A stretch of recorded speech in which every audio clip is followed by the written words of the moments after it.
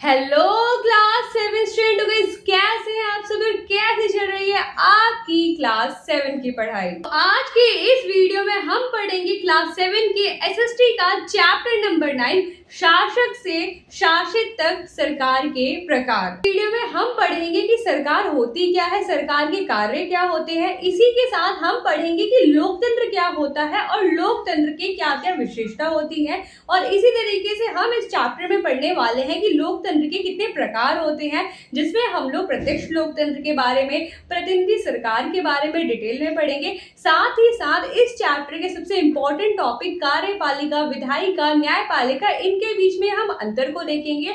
और इन्हीं सबको पढ़ते पढ़ते हम पहुंच जाएंगे अपने इतिहास में, अपनी हिस्ट्री में, जहां पे हम देखेंगे कि शासन का कौन सा स्वरूप हमें देखने को मिलता है। इसी के साथ साथ हम आगे बढ़ते बढ़ते राजतंत्र को पढ़ेंगे, अल्पतंत्र को पढ़ेंगे, धर्मतंत्र को पढ़ेंगे। साथ ही साथ चैप्टर में पढ़ेंगे हिटलर के अधिनायक तंत्र के बारे में। और इन सब को पढ़ते हुए हम करेंगे इस चैप्टर को कंप्लीट। तो मेरे साथ एनसीईआरटी की बुक निकालिए, पेन निकालिए और जल्दी से इस चैप्टर को कंप्लीट कीजिए।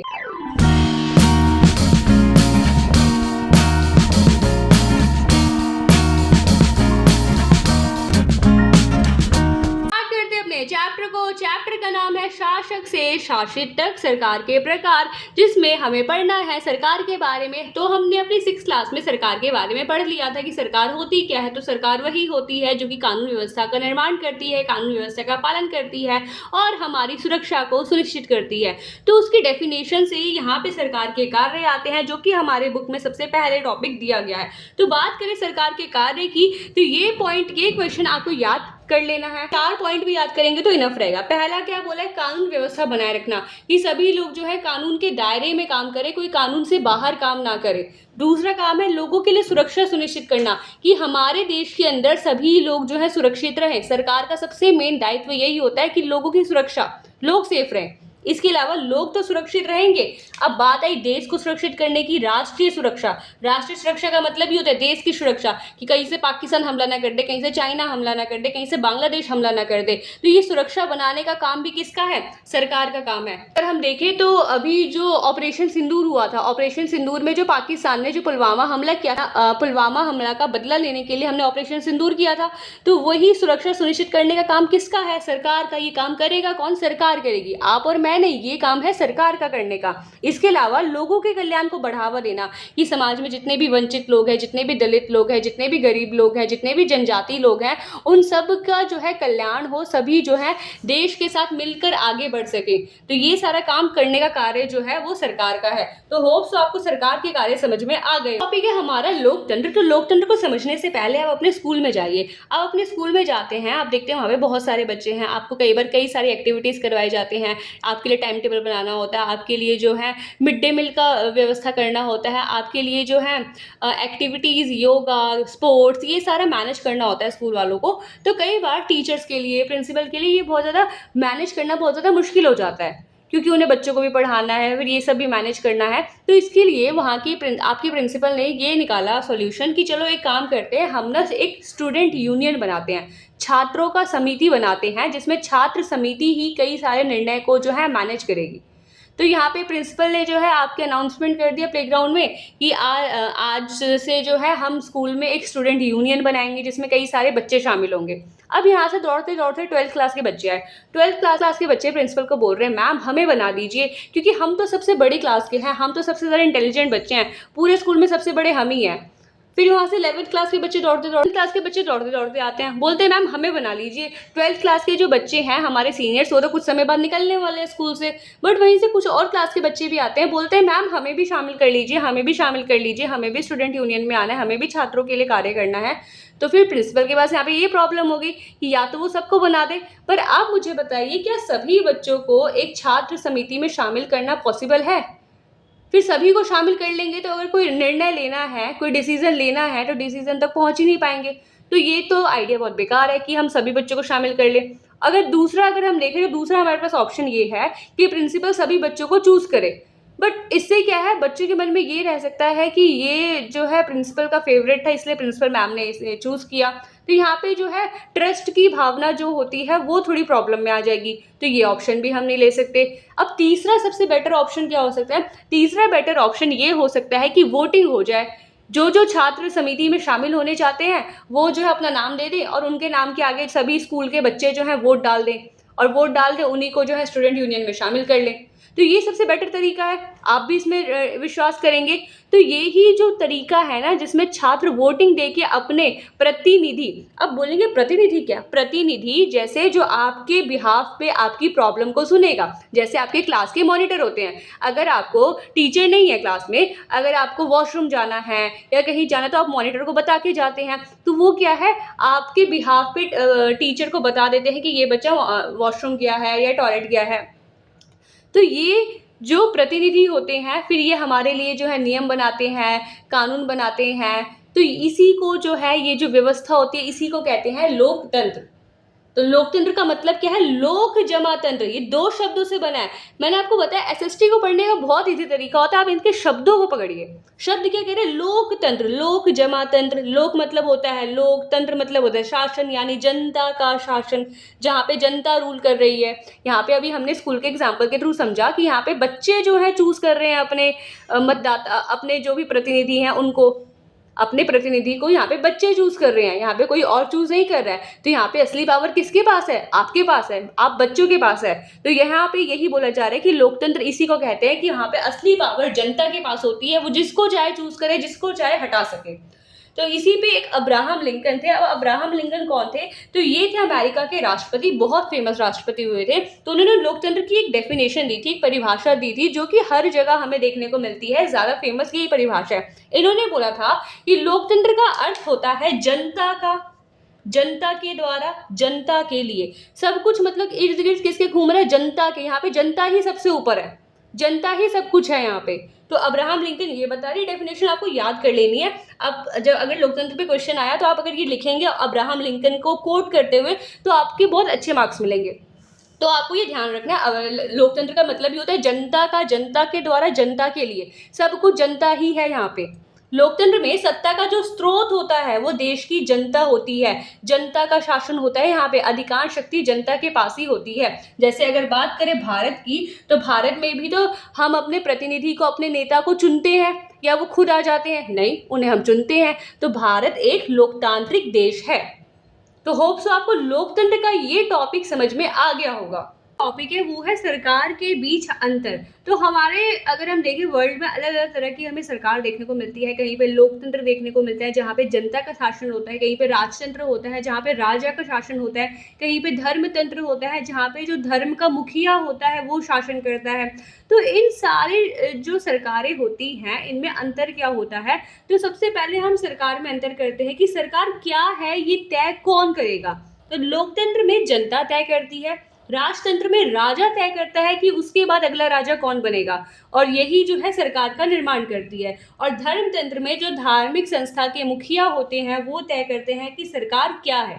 तो आपको ध्यान रखना है कि सरकार जो है क्या है। लोकतंत्र में जनता, राजतंत्र में राजा और धर्मतंत्र में धार्मिक मुखिया। अब बात करें कि सरकार का गठन, ठीक है हमने समझ लिया सरकार क्या होती है, सरकार का गठन कैसे किया जाए। तो लोकतंत्र में सरकार का गठन किया जाता है चुनाव के माध्यम से, निर्वाचन के माध्यम से।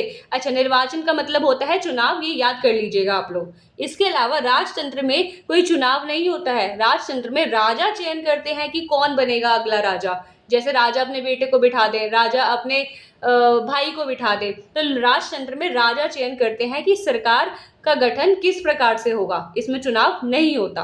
अब बात करें सरकार के अंग और कार्य की, तो सरकार के अंग और कार्य आपने इससे पिछली क्लास में 6th क्लास में सरकार के अंग पढ़ा था, विधायिका, कार्यपालिका, न्यायपालिका। तो उसी तरीके से हमें लोकतंत्र में सरकार के अंग जो है देखने को मिलते हैं विधायी, कार्यकारी और न्यायिक। वही विधायी जो है कानून बनाएगा, कार्यकारी जो है कानून का पालन करवाएगा, और न्यायिक जो है जो कानून का पालन नहीं करेगा उसे दंड देगा। तो ये सरकार के अंग हैं, सरकार के कार्य हैं। और ये सब किसके अकॉर्डिंग होगा? ये सारा अकॉर्डिंग होगा संविधान के। और ये व्यवस्था कहाँ देखने को मिलती है? ये व्यवस्था हमें देखने को मिलती है लोकतंत्र में। जरूरी नहीं है कि सरकार के जो ये कार्य हमने अभी पढ़े ये राजतंत्र में भी देखने को मिले, ये हमें धर्मतंत्र में भी देखने को मिले। तो ये आपको ध्यान रख के चलना है। इसके अलावा बात करें सरकार के उद्देश्य और लक्ष्य की, सरकार करेगी तो करेगी क्या, उसका मेन मोटो, क्योंकि आप भी कोई ना कोई काम करने बैठेंगे, या जैसे आप ये पढ़ने ही बैठे हैं तो आपके मन में ये लक्ष्य होगा कि मुझे 7th क्लास में फर्स्ट आना है, 7th क्लास में अच्छे मार्क्स लेकर आने हैं। तो उसी तरीके से सरकार का कुछ ना कुछ उद्देश्य होगा। क्या उद्देश्य है सरकार का कि लोकतंत्र में जो अगर सरकार है तो लोकतंत्र में सरकार का मेन लक्ष्य ये होता है कि समता, समता मतलब समानता, सभी को जो है समानता का व्यवहार किया जाए और सभी नागरिकों की जो है समृद्धि हो, सभी नागरिकों का जो है भला हो, सभी नागरिक जो है अमीर बने। तो यहाँ पे जो है ये सरकार के बीच मेन अंतर था। आपको ध्यान रखना है कि इससे आपको क्वेश्चन नहीं बनने वाला, इसमें जो छोटे छोटे छुटपुट से पॉइंट लिखे हैं ना, इससे क्वेश्चन बन सकता है कि लोकतंत्र में सरकार का गठन कैसे होता है, तो आपको बताना है निर्वाचन के द्वारा होता है। फिर क्वेश्चन ऐसे पूछ ले कि लोकतंत्र में सरकार के अंग बताए, तो आपको बताना है विधायी, कार्यकारी और न्यायिक होता है। अच्छा, क्वेश्चन ये पूछ ले कि बताइए राजतंत्र में जो है सरकार क्या है, तो राजतंत्र में सरकार राजा है, वो तय करते हैं कि सरकार क्या होगा। तो इन छुटपुट पॉइंट से आपके क्वेश्चन बन सकते हैं। बाकी ये टॉपिक इतना इंपॉर्टेंट नहीं है, बस इसको आपको समझ लेना है कि सरकार जो है हर जगह एक जैसी नहीं होती है, सरकार जो है अलग अलग जगह अलग अलग होती है। तो होप सो आपको ये टॉपिक क्लियर होगा। क्या वो है लोकतंत्र के सिद्धांत, या जिसे लोकतंत्र की विशेषता कहते हैं। ये बहुत इंपॉर्टेंट है, ये आपको ध्यान रखना है, ये आपको लर्न कर लेना है। क्वेश्चन ऐसे बन के आ गया कि लोकतंत्र के सिद्धांत बताए, तो लोकतंत्र की विशेषता बताए, तो आपको ये सारे पॉइंट्स उसमें ऐड करने, उसमें सारे डालने हैं। सबसे पहला, जितने भी लोकतांत्रिक व्यवस्था होती है उसमें ये सारी विशेषता जो है हमें देखने को मिलती है। जैसे पहली है समानता, कि सभी व्यक्तियों के साथ समान व्यवहार किया जाए, कानून के सामने सभी बराबर हो, कानून के सामने किसी के साथ भेदभाव ना किया जाए। ये ना देखा जाए कि ये गरीब वर्ग का है, ये अमीर वर्ग का है, तो ये इसने चोरी की है, इसने चोरी किया तो हम किसको जेल में डालें, दोनों ने चोरी की है तो दोनों को जेल में डालना है। ये नहीं देखना कि अमीर वाला जो इंसान है उसके पास बहुत ज़्यादा पैसे हैं तो वो उसको तो हम छोड़ दें, ऐसा बिल्कुल भी नहीं। कानून के सामने सब बराबर होते हैं, चाहे अमीर हो, गरीब हो, कोई भी हो। इसके अलावा जो अगला विशेषता है वो है स्वतंत्रता, कि सभी को जो है खुद चयन करने का, विचार अभिव्यक्त करने का। हमें लोकतंत्र में देखने को मिलता है कि लोकतंत्र में बहुत लोग विरोध करते हैं, प्रदर्शन करते हैं, क्यों? क्योंकि उन्हें स्वतंत्रता का अधिकार प्राप्त है, अपने विचार अभिव्यक्त मतलब बताने, अपने विचार जताने का अधिकार है। इसके अलावा सार्वभौमिक व्यस्क मताधिकार, ये थोड़ा इंपॉर्टेंट है, इसका मतलब होता है मतदान का अधिकार, कि सभी को लोकतांत्रिक व्यवस्था में मत का अधिकार होता है। मतदान, जैसे भारत में देखेंगे तो 18 वर्ष या उससे ऊपर के जितने भी लोग होते हैं उनको मत का अधिकार दिया गया है। 18 वर्ष, 18 साल के भी लोग दे सकते हैं या उससे ऊपर के लोग भी जो है यहाँ पे मत देते हैं, तो ये आपको ध्यान रखना है। इसके अलावा अगला जो हमारा पॉइंट आता है वो है प्रतिनिधि सहभागिता। प्रतिनिधि का मतलब क्या होता है? प्रतिनिधि मैंने आपको बताया था, जैसे आपकी क्लास में आपकी क्लास के मॉनिटर होते हैं, कि आपकी जितनी भी प्रॉब्लम होती है मॉनिटर को आप बता दो, मॉनिटर टीचर को जाके बताते हैं। तो उसी तरीके से हमारे जो देश के मॉनिटर होते हैं उन्हें हम लोग प्रतिनिधि कहते हैं। ये प्रतिनिधि जो है नागरिकों के प्रतिनिधि होते हैं, कि नागरिक जो है इनको चुनते हैं। इसके अलावा मौलिक अधिकार, हमें लोकतंत्र में मौलिक अधिकार प्राप्त होते हैं। जैसे हम जो है हमें भारत में 6 मौलिक अधिकार प्राप्त हैं, स्वतंत्रता का, समानता का, शोषण के विरुद्ध अधिकार, और यहाँ पे हमें शोषण के विरुद्ध अधिकार, सांस्कृतिक और शैक्षणिक अधिकार, मतलब ऐसे कई सारे अधिकार जो है हमें प्राप्त हैं। इसके अलावा स्वतंत्र न्यायपालिका। अब न्यायपालिका क्या होती है? न्यायपालिका जो हमें न्याय देने का काम करती है। जितने भी सुप्रीम कोर्ट हो गए, हाई कोर्ट हो गए, उच्च न्यायालय, उच्चतम न्यायालय, ये सारे जो है हमारे न्यायपालिका का भाग होते हैं। अब आप बोलेंगे स्वतंत्र न्यायपालिका मतलब आजाद न्यायपालिका, तो क्या मतलब न्यायपालिका कैद होती है? हाँ, कैद होती है। न्यायपालिका पे ना कई बार सरकार कंट्रोल करके रखती है। अब मान लीजिए कोई सरकार है, सरकार के लोग ही भ्रष्ट हैं, अगर सरकार जो है न्यायपालिका पे अपना कंट्रोल करके रखेगी तो क्या उन भ्रष्ट नेताओं को न्यायपालिका सजा देगी? बिल्कुल भी नहीं देगी। तो इसीलिए लोकतंत्र में ये व्यवस्था की गई है कि न्यायपालिका कैसी हो? स्वतंत्र हो, ताकि सरकार जो है अगर कुछ गलत करे तो उनको भी सजा दी जा सके। तो यहाँ पे वही है कि स्वतंत्र न्यायपालिका इसलिए भी कि ये लोगों के मौलिक अधिकारों की रक्षा कर सके। तो ये आपको लोकतंत्र की विशेषता के बारे में ध्यान रखना है। बाकी एक और बात ध्यान रखना है कि जो ये लोकतंत्र की हमने विशेषता पढ़ी, ये हर देश में हमें नहीं देखने को मिलती। जैसे अगर हम इंडिया की बात करें तो इंडिया में जो है यहाँ के नागरिकों को वोट का अधिकार आज़ादी के बाद से ही दिया गया था। 1947 में हम लोग आज़ाद हुए, 1950 में हम लोग गणराज्य बने, गणतंत्र हमारी सरकार यहाँ पर आई, और तब से जो है नागरिकों को मत का अधिकार दिया गया, मतदान का अधिकार दिया गया है, वोट का अधिकार दिया गया। बट स्विट्जरलैंड में देखें तो स्विट्जरलैंड तो कई सालों पहले ही वो स्वतंत्र हो चुका था, बट वहाँ पे महिलाओं को अधिकार 1971 में दिया गया। इसके अलावा कई ऐसे सारे देश हैं जहाँ पे लोकतांत्रिक व्यवस्था तो है, बट इनमें से कुछ कुछ विशेषता वहाँ पे हमें देखने को नहीं मिलती है। तो ये पॉइंट आपको ध्यान रखना है कि लोकतंत्र की ज़रूरी नहीं है ये सारी विशेषता हर लोकतांत्रिक सरकार में देखने को मिले। तो आपको ये टॉपिक समझ में आ गया होगा। अगला जो हमारा हेडिंग है वो है लोकतांत्रिक सरकार के स्वरूप। इसे आप लोकतांत्रिक सरकार के प्रकार भी कह सकते हैं। ये जो लोकतंत्र होता है उसमें सरकार हमें दो तरीके से देखने को मिलती है। एक तो होता है प्रत्यक्ष सरकार या प्रत्यक्ष लोकतंत्र, इसके बारे में अभी डिटेल में पढ़ेंगे। और एक होता है प्रतिनिधि सरकार। जैसे आपकी क्लास में मॉनिटर है, आप अपनी सारी बातें मॉनिटर को बता रहे, तो वो क्या है, मॉनिटर आपकी प्रतिनिधि है, आपके बिहाफ पे वो जो है आपको हेल्प कर रहा है। तो वैसे ही प्रतिनिधि सरकार होती है, जिसमें दो तरीकों में हम इसको बांटते हैं। एक होती है संसदीय लोकतंत्र और एक होती है अध्यक्षीय शासन प्रणाली। अब ये आपको बहुत भारी भारी वर्ड लग रहा होगा, बस आप अभी 2 मिनट रुकिए और फिर समझिए कि क्या होते हैं ये वर्ड। बस आपको ये ध्यान रखना है कि लोकतंत्र में हमें 2 प्रकार देखने को मिलते हैं, एक प्रत्यक्ष लोकतंत्र और दूसरा प्रतिनिधि सरकार, जिसमें इसको भी हम 2 हिस्सों में बांटते हैं, एक संसदीय लोकतंत्र और एक है अध्यक्षीय शासन प्रणाली। तो अभी इन टॉपिक्स को हम लोग डिटेल में पढ़ते हैं। सबसे पहले समझते हैं प्रत्यक्ष लोकतंत्र को। तो प्रत्यक्ष लोकतंत्र का मतलब हुआ कि जहाँ पे जनता सीधे लोकतंत्र में भाग ले रही है, सीधे नियम कानून बना रही है। जैसे एग्जांपल के थ्रू समझिए, जैसे आपकी क्लास थी, आपकी क्लास में जितने भी नियम कानून बनाने हैं वो आप सभी क्लास के बच्चे मिलके बना रहे हैं, तो उसे हम कहेंगे प्रत्यक्ष लोकतंत्र, कि वहां पे सारे नियम कानून जो है सीधे नागरिक बना रहे हैं। तो वह व्यवस्था जिसमें देश के शासन संबंधी नियम नीतियां बनाने में नागरिक प्रत्यक्ष रूप से हिस्सा लेते हैं, नागरिक ही नियम कानून बनाते हैं, तो उसे हम लोग प्रत्यक्ष लोकतंत्र कहते हैं। अब ये हमें देखने को कहाँ मिलता है, तो वर्तमान में हमें ये स्विट्जरलैंड में देखने को मिलता है। अगर प्रत्यक्ष लोकतंत्र की बात की जाए तो ये व्यवस्था वहीं पे सफल है जहाँ पे जो देश है वो छोटे हों, क्योंकि आप खुद सोचिए कि एक इतना बहुत बड़ा सा देश है, जैसे भारत को ही देखें, भारत है बहुत बड़ा देश। क्या यहाँ पे ये संभव है कि सारे जितने भी नियम कानून बनाने हैं वो देश के सभी लोग इकट्ठे होकर आपस में बातचीत करके बना ले? बिल्कुल भी पॉसिबल नहीं, क्योंकि भारत में 140 करोड़ से ज्यादा लोग रहते हैं। 140 करोड़ लोग मिलेंगे कहाँ पे, बात कहाँ पे करेंगे, तो बहुत मुश्किल हो जाता है। तो ये जो प्रत्यक्ष लोकतंत्र है वो हमें छोटे देशों में देखने को मिलता है। जो देश छोटे हो वहां पे प्रत्यक्ष लोकतंत्र जो है सफल रहता है। और यहाँ पे ये डेफिनेशन आपको याद कर लेनी है, इंपॉर्टेंट है। और एक और बात, यहाँ पे ये स्विट्जरलैंड भी आपको याद कर लेना है। प्रत्यक्ष लोकतंत्र का एग्जाम्पल एकमात्र हमें स्विट्जरलैंड देखने को मिलता है। प्रकार है वो है प्रतिनिधि सरकार। तो प्रतिनिधि सरकार का मतलब ही होता है कि जहाँ पे शासन जो है जनता अपने प्रतिनिधि के माध्यम से कर रही है, जहाँ पे निर्णय जो है जनता नहीं, जनता द्वारा चुने गए प्रतिनिधि ले रहे हैं। जैसे आप अपने क्लास में आ जाइए, फिर से वहाँ पे क्लास में आपने अपने मॉनिटर को चुना, तो क्लास की भलाई के लिए जितने भी काम करने का अधिकार आ जाता है वो किसके पास आता है, मॉनिटर के पास आता है। और मॉनिटर जो है जनता यानी अपनी क्लास के बच्चों की बात मान के जो है कोई भी नियम कानून बनाता है। उसी तरीके से प्रतिनिधि सरकार ये होता है, जनता प्रत्यक्ष रूप से भाग नहीं लेती, नियम कानून बनाने में जनता भाग नहीं लेती, बल्कि चुनाव के माध्यम से अपने प्रतिनिधि का चयन करती है।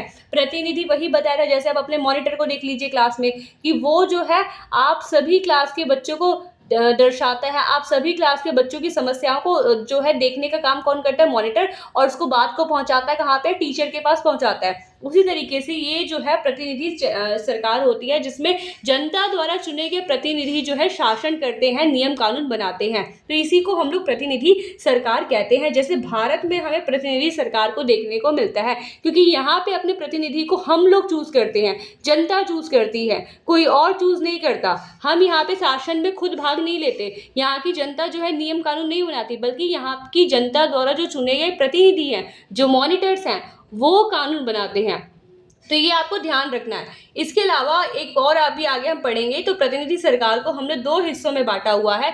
एक तो आता है संसदीय शासन प्रणाली और एक आता है अध्यक्षात्मक शासन प्रणाली। तो दोनों को जो है हम अभी दोनों को डिटेल में पढ़ेंगे। लोग जो प्रतिनिधि सरकार के जो 2 रूप पढ़ने हैं, उससे पहले आप विधायिका और कार्यपालिका को अच्छे से समझ, ताकि आप जो है उन दोनों व्यवस्थाओं को भी अच्छे से समझ सके। तो सबसे पहले बात करें विधायिका की। तो विधायिका जब भी आपके मन में आए, तब आपके मन में यही आना चाहिए, कानून कानून कानून। कानून के हाथ बहुत लंबे होते हैं।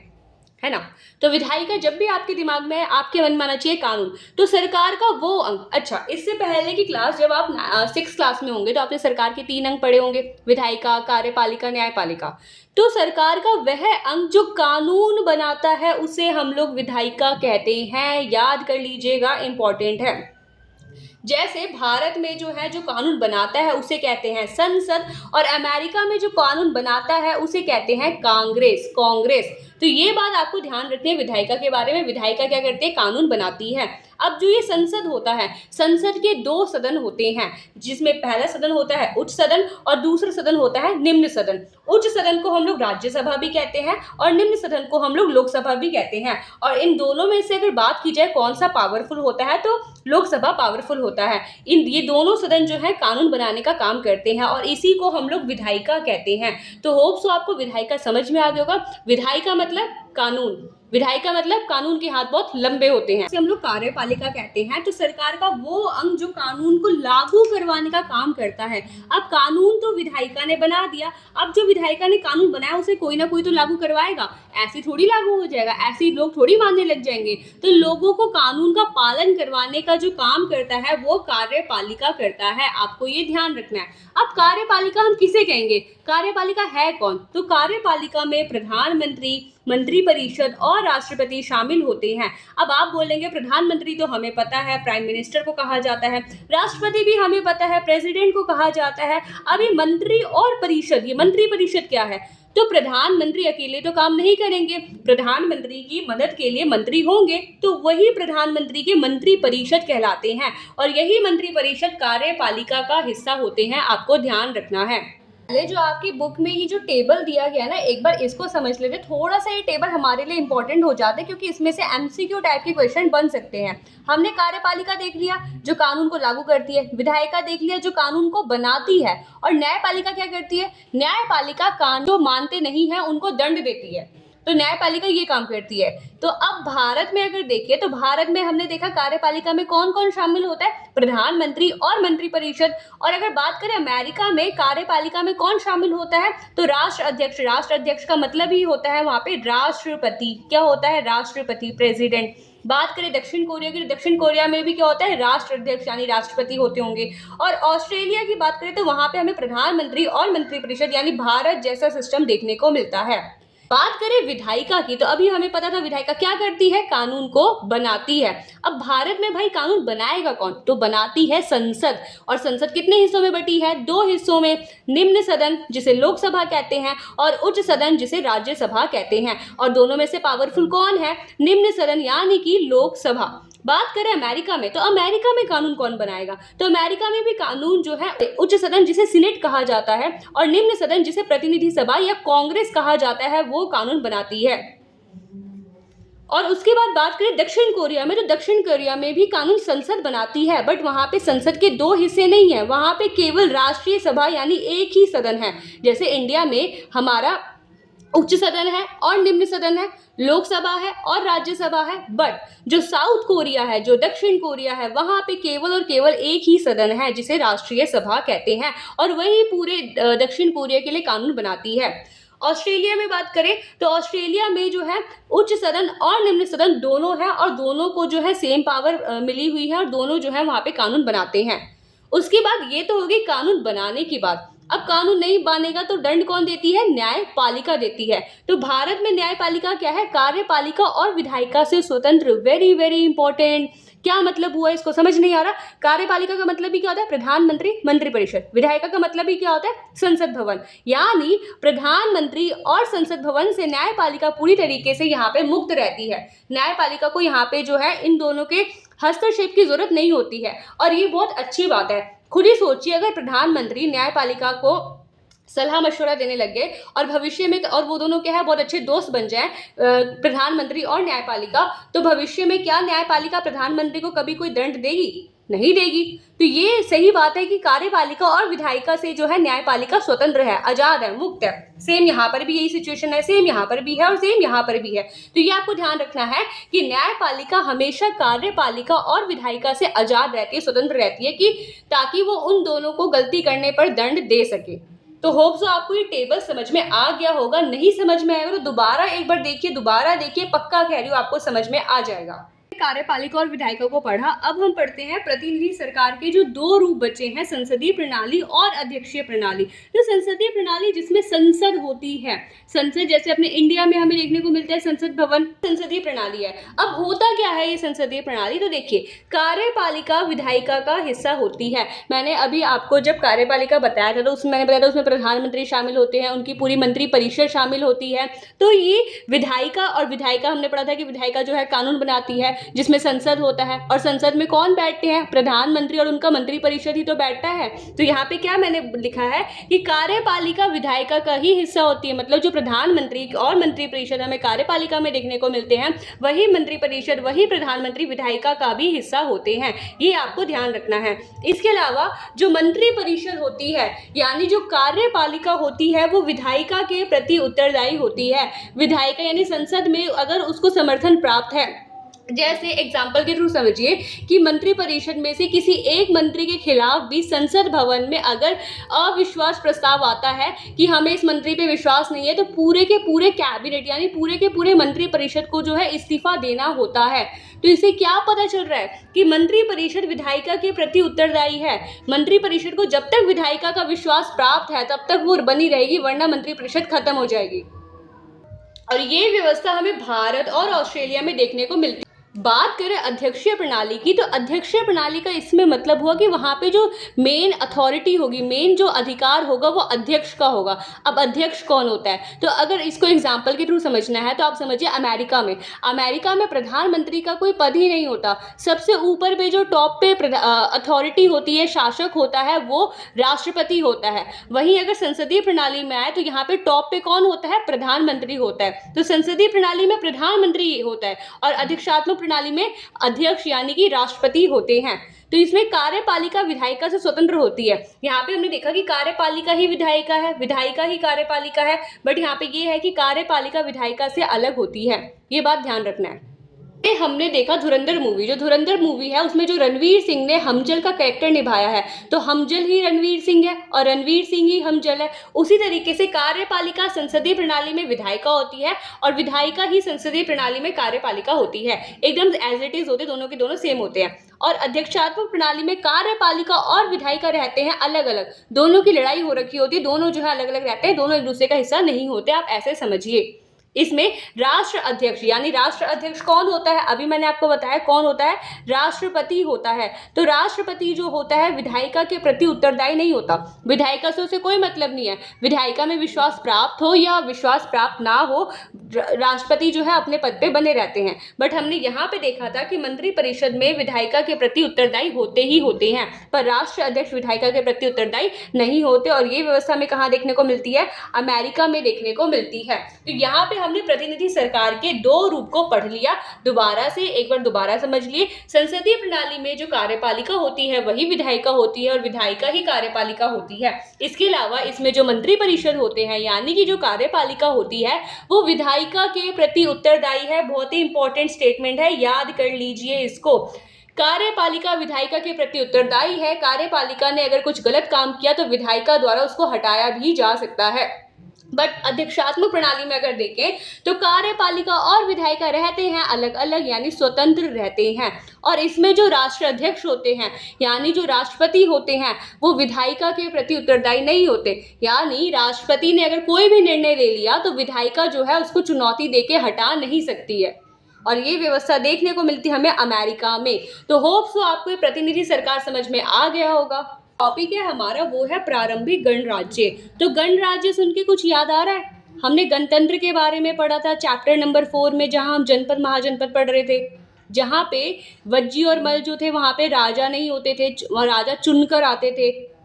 याद आ रहा है आपको कुछ? अगर नहीं याद आ रहा है तो दोबारा कोई बातें समझ लीजिए, दोबारा रिवाइज हो जाएगा। बात करें गणराज्य की, तो गणराज्य का मतलब क्या होता है? गणराज्य का मतलब होता है ऐसी व्यवस्था जहां पे जो राज्य का प्रमुख है, मतलब जो राज्य का हेड है, वो निर्वाचित होता है। निर्वाचित का मतलब होता है उसका चुनाव होता है, ऐसे कोई भी नहीं बन जाता। जैसे प्राचीन काल में ये चलता था कि राजा का बेटा ही राजा बनेगा, यहाँ पे ये सिस्टम नहीं है। यहाँ पे राजा का बेटा राजा नहीं होगा, यहाँ पे चुनाव के आधार पे जो भी खड़ा होगा उसको, जो भी जीतेगा उसको जो है यहाँ पे राजा बनाया जाएगा। ये वंशानुगत राजा या रानी नहीं होता, वंशानुगत वही मतलब राजा का बेटा राजा, यहाँ पे ऐसी व्यवस्था नहीं है। इसी को हम लोग गणराज्य कहते हैं। अब ये हमें इंडिया में देखने को मिलती है महाजनपद काल में, वज्जी और मल, जहाँ पे हमने पढ़ा था कि गणतंत्री व्यवस्था आती है, जहाँ पे इतिहासकारों ने भी जो है इसके बारे में कहा था कि प्रथम गणतंत्री व्यवस्था हमें वज्जी और मल में देखने को मिलती है।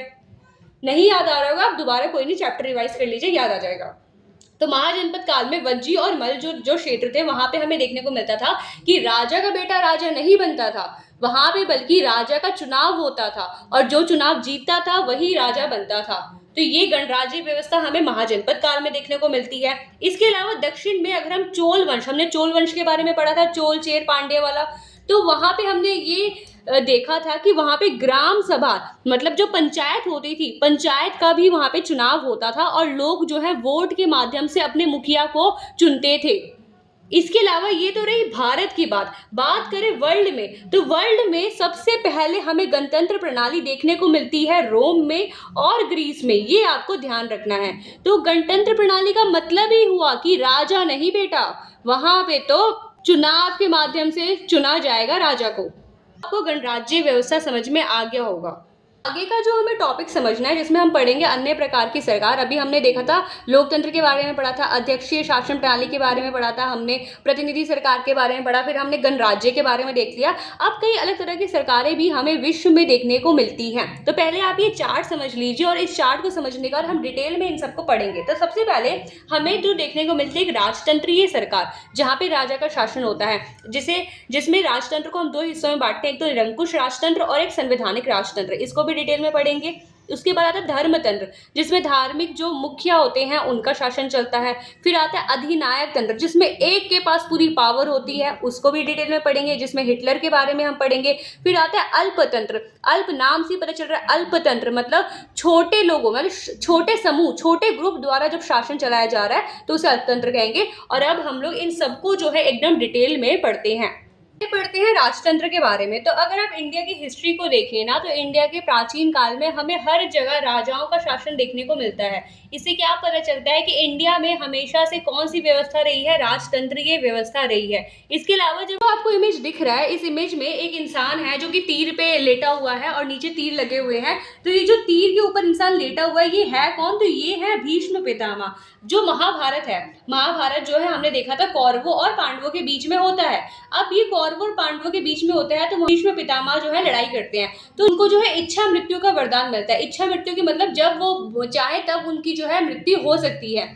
तो यहाँ पे वो तीर के ऊपर लेटे हुए हैं और यहाँ पे जो आपको दिख रही है इमेज में, ये राजा युधिष्ठिर जो है भारत के सबसे धार्मिक मतलब कहे तो राजा देखने को मिलते हैं, जो कि धर्म कर्म को बहुत मानते थे, हमेशा लोगों की भला करना, प्रजा की भला करना, उस पर विश्वास करते थे। तो यहाँ पे जो भीष्म पितामह जो तीर की शैया पे लेटे हुए हैं, वो युधिष्ठिर को राजा का धर्म बता रहे हैं कि राजा का धर्म होता है कि उसमें अहंकार नहीं होना चाहिए, सभी को समानता का व्यवहार करना चाहिए, सभी के साथ न्याय का व्यवहार करना चाहिए और जो भ्रष्टाचार करे उसको तुरंत वहां से हटा देना चाहिए और राजा को कभी भी भ्रष्टाचारी नहीं होना चाहिए।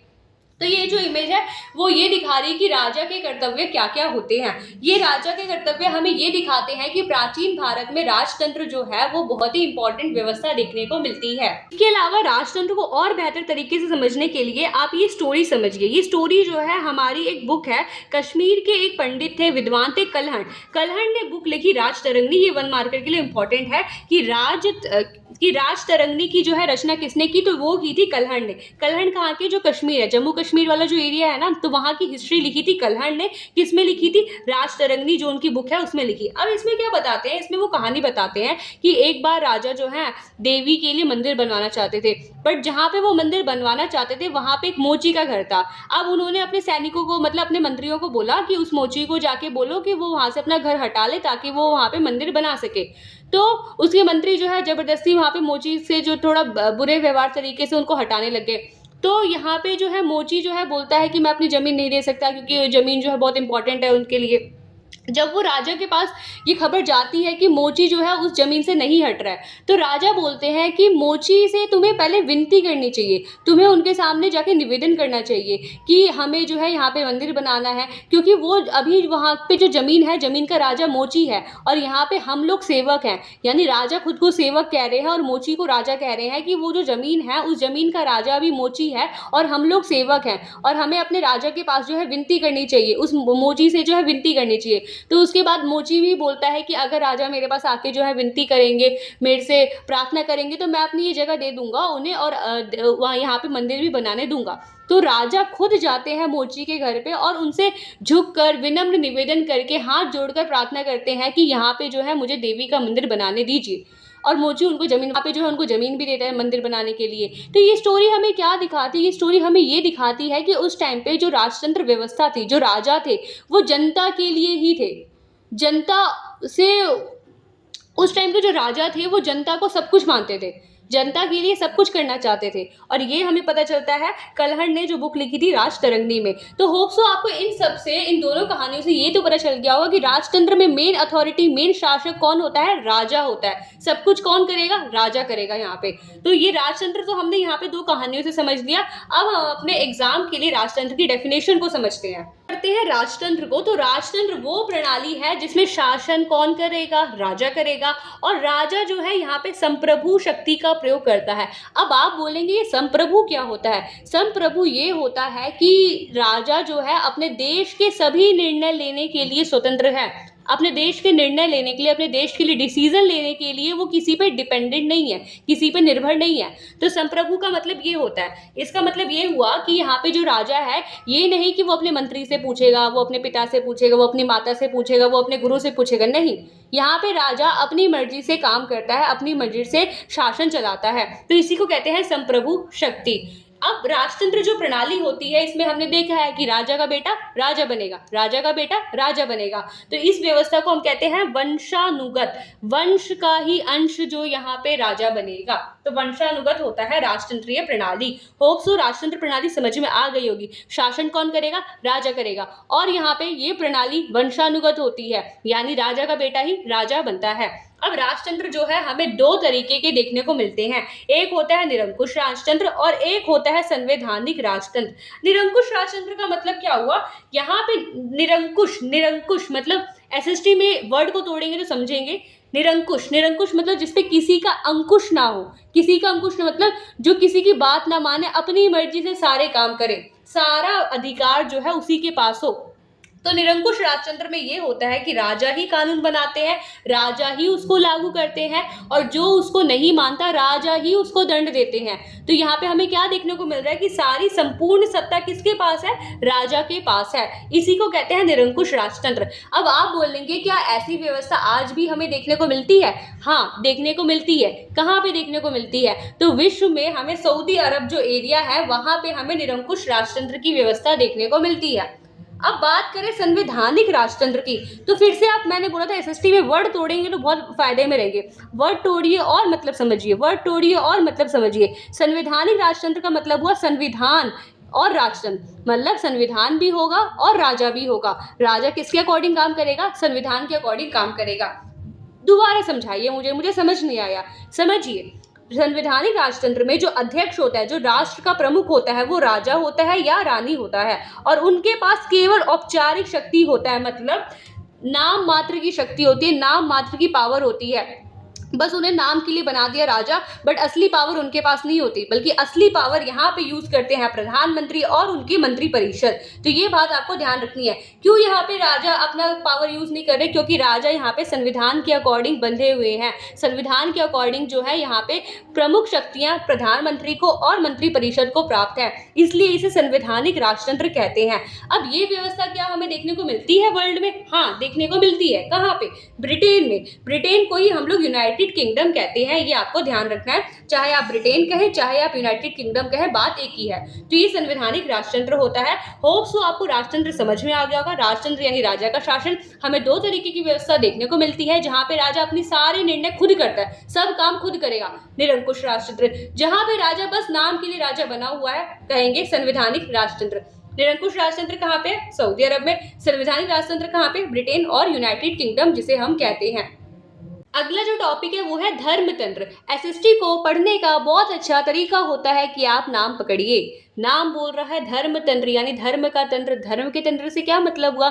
धर्म के तंत्र से मतलब ये हुआ कि उस राज्य में जो शासन व्यवस्था चल रही है वो धार्मिक नियमों के अकॉर्डिंग चल रही है, धार्मिक नेताओं के अकॉर्डिंग चल रही है, उसी को हम लोग धर्मतंत्र कहते हैं। अब यहाँ पे सबसे इंपॉर्टेंट क्वेश्चन बनता है कि ये व्यवस्था हमें देखने को कहाँ मिलती है? तो अफगानिस्तान में देखने को मिलती है, ईरान में देखने को मिलती है और वेटिकन सिटी में देखने को मिलती है। वेटिकन सिटी कहाँ पे है? जो इटली है, इटली के नीचे वाले हिस्से में हमें वेटिकन सिटी देखने को मिलता है।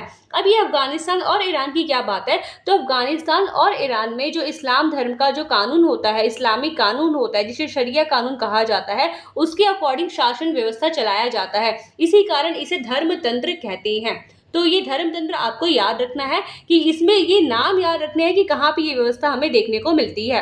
टॉपिक है वो है अधिनायक तंत्र। जनगण मन अधिनायक वो वाला अधिनायक नहीं है यहाँ पे, ये अधिनायक का मतलब कुछ और है। अच्छा, फिर से आप लोग वर्ड को तोड़िए। अधिनायक, अधिनायक मतलब किसके अधीन है? नायक के अधीन। नायक मतलब एक ही वहाँ पे हीरो है, हीरो या कहे विलन है, तो एक ही जो है वहाँ पे शासक होता है, तानाशाह जिसे कहा जाता है, और सारा जो भी शासन व्यवस्था होता है वो उसी के हाथ में होता है। इसे हम लोग कहते हैं अधिनायक तंत्र। उसके अधीन है, किसके अधीन है? नायक के। अरे नायक कौन है? नायक जिसे तानाशाह कहते हैं, एक इंसान, एक व्यक्ति के हाथ में जो है संपूर्ण सत्ता है, इसी को अधिनायक तंत्र कहते हैं। अब अधिनायक तंत्र के उदाहरण हमें वर्ल्ड में कई कई जगह पे देखने को मिलते हैं। जैसे जर्मनी में हिटलर का शासन, आपने कई बार ये बोलते हुए सुना होगा, अरे ज्यादा हिटलर बन रहा है ये, अरे ये तो बहुत हिटलर जैसा काम कर रहा है। हिटलर है कौन? हिटलर इतना बदनाम क्यों है? तो हिटलर के बारे में अगर आप पढ़ेंगे तो हिटलर जो है वो जर्मनी में शासन करता था। हिटलर जो है वहाँ पे मतलब बहुत गलत तरीके से जो है वो प्रधानमंत्री, चांसलर वहाँ का बन गया, प्रधानमंत्री ऐसा समझिए बन गया। जब वो वहाँ का प्रधानमंत्री बना तो उसने वहाँ पे जो जातियाँ थी, जो जर्मन जाति थी और भी कई सारी यहूदी जाति थी, तो यहूदी जाति के लोगों को जो है वहाँ पे मारना स्टार्ट कर दिया, क्योंकि हिटलर का मानना था कि ये जो है ये बहुत ही नीच जाति के हैं, बहुत ही निम्न जाति के हैं और ये जो है पूरे वर्ल्ड को अशुद्ध कर रहे हैं। तो उसने यहूदियों को मतलब बहुत मारा, बहुत मरवाया। एक गैस चैम्बर जैसा रूम होता था, उसमें यहूदियों को भर भर के जो है उसने मरवाया। तो इसके टाइम पे जो जर्मनी में हिटलर था वो कुछ भी कर रहा था, और इसके टाइम पे जो है लगभग कई सारे यहूदियों की जो है हत्या हुई, जिसे होलोकॉस्ट कहा जाता है। ये आपको ध्यान रखना है। अधिनायक तंत्र का मतलब ही ये होता है कि सारी जो पावर है वो बस एक व्यक्ति के हाथ में है, और वो कौन है? वो है हिटलर। हिटलर ही कह सकते हैं इसको। इसका एग्जाम्पल भी है हिटलर, जो कि जर्मनी में हुआ था। इसके बाद एक और हमें देखने को मिलता है युगांडा में। युगांडा में जो ईदी अमीन थे, ईदी अमीन ने भी वहाँ की जनता को बहुत परेशान करके रखा था। ये एक सैन्य तानाशाह, एक सैनिक था, सैनिक जो कि एक तानाशाह बन गया, सारी पावर अपने हाथ में ले ली। तो ये अधिनायक तंत्र के उदाहरण है। अब आप बोलेंगे क्या वर्तमान में भी अधिनायक तंत्र वर्ल्ड में हमें देखने को मिलता है, जहाँ पे सारी पावर बस एक इंसान के जहाँ सारी पावर बस एक इंसान के पास हो? हाँ है। कौन सा उदाहरण है? ये है उदाहरण हमारा उत्तर कोरिया का। अगर आप अपनी बुक की ये स्टोरी देखेंगे जिसमें ये शेन की कहानी है, यहाँ पे ये जो लड़का है शेन, ये क्या बताता है? ये बताता है कि हमारे यहाँ पे जो है सरकार जो करेगी हमें वही करना है। सरकार ने हमारे लिए फिक्स कर रखा है कि हमें जो है सेना में काम करना है, अपनी सैन्य सेवा देनी है, तो हम वहाँ पे काम करते हैं। बल्कि ये शेन जो है ये बताता है कि यहाँ पे जो है हमें बाल किस तरीके से काटने हैं ये भी डिसाइड गवर्नमेंट करती है। तो आप मुझे खुद बताइए, क्या लोगों को आज़ादी है? ये लोगों को आज़ादी मिली कि लोग जो है अपनी मर्जी से बाल भी नहीं कटवा सकते? मतलब सरकार ने तो वहाँ पे चलना फिरना रहना सोना सब अपनी मर्जी से कर रखा है, लोग तो कुछ कर ही नहीं सकते। तो यही व्यवस्था हमारी अधिनायक तंत्र कहलाती है, ध्यान रखिएगा। और अधिनायक तंत्र जो है एक बहुत ही मतलब इसे अच्छी व्यवस्था नहीं कह सकते, क्योंकि यहाँ पे नागरिकों को आज़ादी मिलती ही नहीं है। ये शेन अपनी खुद कहानी बता रहा है कि यहाँ पे तो है हमें बाल कटवाने तक का भी अधिकार नहीं है कि हम अपनी स्टाइल में बाल कटवा लें, जैसा गवर्नमेंट ने बोल रखा है वैसे ही पैटर्न में बाल कटवाना है। तो होप्स आपको इस कहानी के माध्यम से ये समझ में आ गया होगा कि अधिनायक तंत्र होता क्या है। सबसे बेस्ट उदाहरण ये हिटलर है। और ये आपको ध्यान रखना है होलोकॉस्ट के बारे में। होलोकॉस्ट का संबंध किससे है? तो होलोकॉस्ट का संबंध हिटलर से है। होलोकॉस्ट में किसको मरवाया गया था? यहूदी जाति के लोगों को जो है मरवाया था, और बहुत बड़ी संख्या में मरवाया था। इसी व्यवस्था, इसी घटना को जो है होलोकॉस्ट कहा जाता है। तो होप सो आपको अधिनायक तंत्र समझ में आ गया होगा। शासन व्यवस्था है जिसे कहते हैं अल्पतंत्र। अल्पतंत्र नाम से ही पकड़िए, नाम पकड़िए, फिर कह रही हूँ। अल्पतंत्र को वैसे इंग्लिश में ओलिगार्की कहते हैं। अच्छा, पहले अल्पतंत्र समझिए। अल्पतंत्र, अल्प मतलब होता है थोड़ा यानी कुछ, छोटा। तो जहाँ पे छोटे समूह, मतलब एक ग्रुप जो है शासन करता है, एक छोटा समूह शासन करता है, उसे हम अल्पतंत्र कहते हैं। अब अल्पतंत्र को इंग्लिश में कहते हैं ओलिगार्की। अब ये ओलिगार्की क्या है? तो ओलिगार्की है ग्रीक भाषा के शब्द ओलिगोस से बना है। किससे बना है? ग्रीक भाषा के शब्द ओलिगोस से बना है, जिसका अर्थ होता है कुछ। मतलब कुछ लोग शासन कर रहे हैं, और ये कुछ लोग क्या है? बहुत ही शक्तिशाली लोग होते हैं। और याद कहें हम इसमें कि कुछ परिवार के लोग जो है शासन करते हैं, तो इसे जो है अल्पतंत्र कहा जाता है। तो है हमने पूरा लोकतंत्र के बारे में, अलग अलग सरकार के बारे में पढ़ लिया। अब हमें ये समझना है कि इन सारी व्यवस्थाओं में लोकतंत्र सबसे इम्पोर्टेंट है। आपने अभी सारे राजतंत्र पढ़ा, अल्पतंत्र पढ़ा, धर्मतंत्र पढ़ा, अधिनायक तंत्र पढ़ा। उन सब में से मुझे लगता है, मैं श्योरली कह सकती हूँ कि आपको लोकतंत्र अच्छे से मैं श्योरली कह सकती, तो उन सब में से आपको लोकतंत्र ही अच्छा लगा होगा कि लोकतंत्र ही हर देश में होना चाहिए। तो लोकतंत्र जो है बहुत महत्वपूर्ण है। क्यों महत्वपूर्ण है? क्योंकि ये अन्य शासन व्यवस्था से बहुत ज़्यादा बेहतर है। इसमें लोग जो है अपना जीवन स्वतंत्रता से जी सकते हैं। इसमें जो है ये नहीं है कि लोग जो है अपनी मर्जी से बाल नहीं कटवा सकते, लोग अपनी मर्जी से इधर उधर नहीं जा सकते, जैसे हमने उत्तर कोरिया में देखा था। इसके अलावा लोकतंत्र में लोग अपनी सरकार को चुनते हैं, सरकार खुद ब खुद नहीं आती है, सरकार को जनता चुनती है। इसलिए सर्वोच्च सत्ता यानी सुप्रीम पावर किसके पास होती है? जनता के पास होती है। इस तरीके से लोकतंत्र जो है बहुत ही महत्वपूर्ण व्यवस्था है, या हम कहें तो लोकतंत्र जो है सरकार के अन्य व्यवस्थाओं से सबसे अलग और सबसे बेहतर व्यवस्था है। एकदम तारीफें पड़ी, बट आज अगर हम देखें तो लोकतंत्र के समक्ष कई सारी चुनौतियां भी हैं, कई सारी प्रॉब्लम है। क्या क्या प्रॉब्लम है? पहला, लोकतंत्र पे भ्रष्टाचार बढ़ता जा रहा है कि जनता के पास पहुंचना चाहिए 100 रुपए, पर ऊपर से आते आते जनता के पास पहुंचता है 1 रुपए। तो ये भ्रष्टाचार यहाँ पे बहुत बढ़ रहा है। आर्थिक विषमता का मतलब यही हो रहा है कि यहाँ पे जो है अमीरों को ज्यादा फायदा मिल रहा है, गरीबों को बहुत कम फायदा मिल रहा है, जिसके कारण आर्थिक विषमता मतलब अमीर और गरीब के बीच जो भेदभाव है वो बहुत ज्यादा बढ़ रहा है। इसके अलावा लोकतंत्र पर कुछ लोगों का नियंत्रण। आपने कई बार ये देखा होगा कि कई सारे ऐसे नेता होते हैं जिसमें ज्यादातर उनकी पार्टी में जो है उन्हीं के परिवार के लोग रहते हैं। जैसे कई सारी पार्टियां अभी वर्तमान में हमें देखने को मिलती है जिसमें उन्हीं की फैमिली के लोग जो है कई कई ऊंचे ऊंचे पद पर बैठे हुए हैं। तो इस तरह हमें देखने को मिल रहा है कि लोकतंत्र में कुछ लोगों का नियंत्रण हो जाता है। मतलब वही बात आ गई कि राजा का बेटा राजा बनेगा। ये है कि यहाँ पे चुनाव होगा, चुनाव के माध्यम से ही वो राजा बन सकता है, ऐसे नहीं बन सकता। बट क्या होता है, अगर वो राजा नहीं बना तो उसको कोई बड़ी पोस्ट दे दी, कोई बड़ा पद दे दिया। तो ये जो है हमें देखने को मिल रहा है कि लोकतंत्र के समक्ष ये बहुत बड़ी चुनौती बनी हुई है। इस वो है सूचना माध्यम का दुरुपयोग। सूचना माध्यम जिसमें टीवी, टेलीविजन, रेडियो ये सब आते हैं, तो इन सब के माध्यम, इन सब ने भी जो है लोकतंत्र के समक्ष चुनौतियां जो है खड़ी करी हैं। इसके अलावा न्यायपालिका की स्वतंत्रता का शरण। हमने देखा था कि लोकतांत्रिक व्यवस्था में न्यायपालिका जो होती है स्वतंत्र होती है, यानी आजाद होती है। उस पर ना ही मंत्री का कोई अधिकार होता है, ना ही प्रधानमंत्री का अधिकार होता है, ना ही राष्ट्रपति का अधिकार होता है। बट अब हमें देखने को मिल रहा है कि न्यायपालिका के कार्यों में कई बार प्रधानमंत्री हो गए, राष्ट्रपति हो गए, मंत्रिपरिषद हो गए, वो भी इंटरफेयर करते हैं, वो भी हस्तक्षेप करते हैं, जिसके कारण जो है न्यायपालिका की जो स्वतंत्रता है वो खतरे में आ चुकी है। तो ये जो है पूरी लोकतंत्र के समक्ष चुनौतियां हैं, ये आपको याद कर लेना है। क्वेश्चन को डिस्कस करते हैं। तो पहला क्वेश्चन बोलता है कि आपने इस चैप्टर में जो है किस किस प्रकार के सरकार के बारे में पढ़ा? तो आप बताएंगे राजतंत्र पढ़ा, अल्पतंत्र पढ़ा, अधिनायक तंत्र पढ़ा, धर्मतंत्र पढ़ा और हमने लोकतंत्र पढ़ा। तो ये सारी सरकार जो है हमने यहाँ पे पढ़ा। दूसरा प्रश्न है कि भारत में किस प्रकार की सरकार है? वेरी इंपॉर्टेंट क्वेश्चन, लर्न कर लेना है इसे आपको कि भारत में जो है लोकतांत्रिक सरकार है। लोकतांत्रिक सरकार का मतलब यह कि यहाँ पे ज्यादातर सत्ता जो है, सर्वोच्च सत्ता वो जनता के पास है, क्योंकि जनता द्वारा चुने गए लोग ही सरकार बनाते हैं। तो ये आपको ध्यान रखना है। इसके बाद जो तीसरा क्वेश्चन है, तीसरा क्वेश्चन ये बोल रहा है कि लोकतांत्रिक व्यवस्था में स्वतंत्र न्यायपालिका होती है। होती है स्वतंत्र न्यायपालिका, ये हमने पढ़ा। अब न्यायपालिका का स्वतंत्र होना क्यों आवश्यक है? तो सबसे पहले स्वतंत्र होना इसलिए आवश्यक है ताकि निष्पक्ष न्याय हो सके, न्याय में किसी मिलने में किसी के साथ भेदभाव ना हो, और हम यहाँ पे लिख सकते हैं कि लोकतंत्र की रक्षा हो सके। लोकतंत्र तभी जीवित रहेगा जब न्यायपालिका जो है स्वतंत्र होगी, ये बात आपको ध्यान रखना है। इसके अलावा न्यायपालिका की स्वतंत्रता इसलिए भी जरूरी है ताकि जो कार्यपालिका है और जो विधायिका है वो अपने कार्य को अच्छे तरीके से करे। इसके अलावा लोगों के मौलिक अधिकार की रक्षा के लिए भी जो है न्यायपालिका का स्वतंत्र होना बहुत जरूरी है। ये क्वेश्चन थोड़ा सा इंपॉर्टेंट हो जाता है, ये चैप्टर ही इंपॉर्टेंट है, तो ये क्वेश्चन भी आपको ध्यान रखना है कि न्यायपालिका इसलिए स्वतंत्र होनी चाहिए ताकि निष्पक्ष न्याय मिल सके, लोकतंत्र की सुरक्षा हो सके, मौलिक अधिकारों की रक्षा हो सके, और प्रधानमंत्री और जो मंत्रिपरिषद है वो अपना कर्तव्य अच्छी तरीके से कर सके। तो ये क्वेश्चन आपको ध्यान रखना है। इसके अलावा जो चौथा क्वेश्चन है ये भी इंपॉर्टेंट है कि लोकतांत्रिक सरकार अन्य प्रणाली से बेहतर क्यों है। तो ये क्वेश्चन जो है मैंने आपको अभी करवाया था, वही वाले 4-5 पॉइंट आप लिख दीजिए।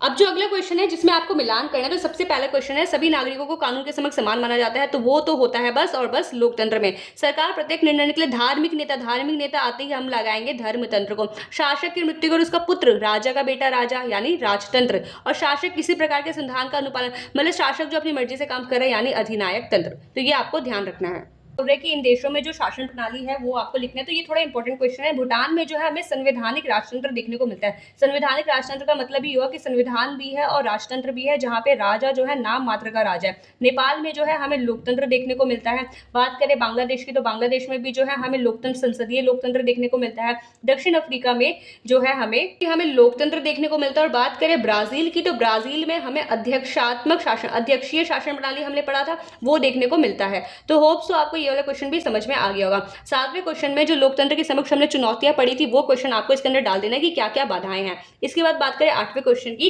तो 8वें क्वेश्चन में आपको लोकतंत्र, राजतंत्र और न्यायतंत्र में अंतर बताना है। तो आप क्या करना, आप ऐसे करके डब्बा बना देना, ठीक है, डब्बा बना देना, लोकतंत्र, राजतंत्र, अधिनायकतंत्र, और जो आपको मैंने नोट्स बनवाए थे ना, वही जो है तीनों के बीच में आपको लिख देना है, तीनों के बीच में डाल देना है। तो आपका ये जो है क्वेश्चन कंप्लीट हो जाएगा। ये जो जितने भी क्वेश्चन हमने डिस्कस किए सारे के सारे बहुत इंपॉर्टेंट है, ये चैप्टर बहुत इंपॉर्टेंट है, और ये चैप्टर को आप बहुत अच्छे से समझ लीजिए और इन क्वेश्चंस को भी आप बहुत अच्छे से लर्न कर लीजिए। हमारा पूरा चैप्टर समाप्त, और ये रहा आपका आज का होमवर्क, जिसका आंसर आप मुझे कमेंट करके जरूर बताएं कि आपके 10 में से कितने स्कोर रहे, और इसका आंसर आपको हमारे व्हाट्सएप चैनल पे मिल जाएगा। कैसी लगी ये वीडियो कमेंट करके जरूर बताएं। चैप्टर समझ में आया नहीं ये बताएं, कोई डाउट हो या सजेशन हो तो कमेंट जरूर करें, और तब तक के लिए जुड़े रहिए सोशल सूत्रा 2.0 के साथ। यही वो चैनल है जहाँ पे सोशल साइंस पढ़ाई नहीं फील कराई जाती है। तो सब्सक्राइब कर लीजिए सोशल सूत्रा 2.0 चैनल पे और हमारे साथ जुड़े रहिए। Thank you so much. जय हिंद। मतलब सोशल सूत्रा।